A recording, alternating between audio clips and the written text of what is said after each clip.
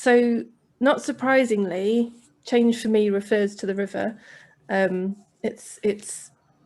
see how all the way I used to think change happened was never the way change was happening. And now that river metaphor is like the summary of really what's going on with change.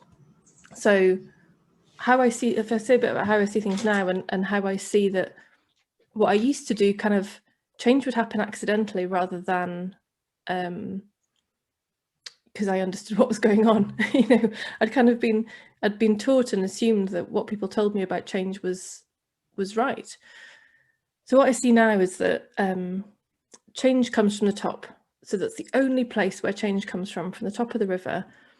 Something fresh appears, and either it's a whole new fresh idea, or it's showing us where the programming at level of Sandbank is not true, and we see that for what it is, and it washes away some sand. Or we see that whatever we've been clinging on to, so one of the things that holds change back is the idea that it's got to happen, and it's got to happen this way, which is entirely Sandbank activity. So another thing that can come from the top is a fresh realization about, oh no, I'm like massively clinging to change having to be that way in that time scale and happening in the way I want it to happen, all of which just keeps us apparently stuck within the process. So really the consistent thing that's always made change happen is that fresh from the top of the river. And what I came to see when I first came into this conversation was how everything I'd done before, yeah, like I say, would sometimes accidentally enable change, just purely from the fact that if I was working with a client and you build a strong relationship and they come into the conversation and it settles them down compared to their normal day, then inevitably in that settling down, the river's flowing more freely. And so there's more capacity, there's more insight, there's more realization, just because they're feeling in a quieter mind.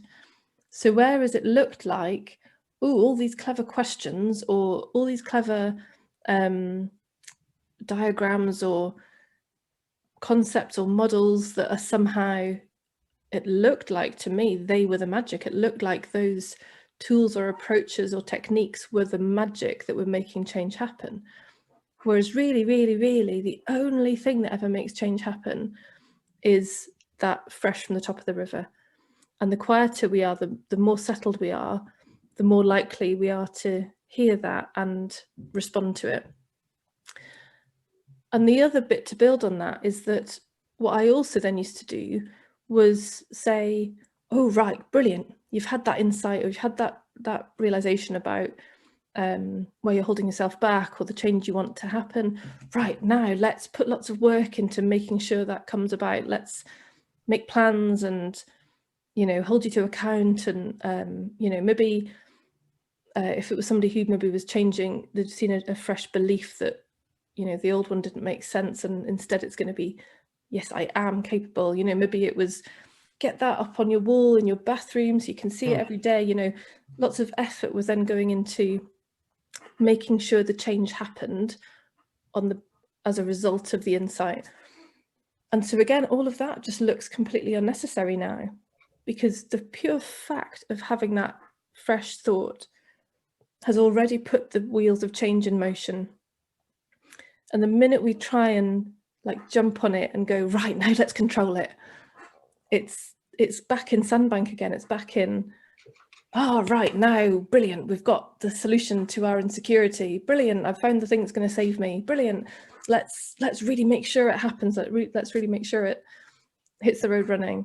And it actually, all of it was just really clogging up the system. And I've seen it over and over again with clients where all they need is that insight. And I've seen it for myself as well, that's it. And then change happens. And the minute the mind gets involved and says, oh, it's not happening as fast as I thought it would, or yeah, the way I thought it would, then that's just back in Sandbank again with its agenda of, yeah, its version of right. which we can never know. I'm sure you guys have had experiences of thinking that something should go a certain way, and then it's gone a different way, and in fact that different way has been perfect. Absolutely. And yeah, and we just don't know, like really, or the mind doesn't know. That sandbank self doesn't know. It's very limited. It's very sometimes use the metaphor of it's working off the hard drive versus top of the river working off the Wi-Fi. So if we're just always working off what we've always known, of course it's going to look like it has to be this way, because that part of our experience can't imagine what else is available.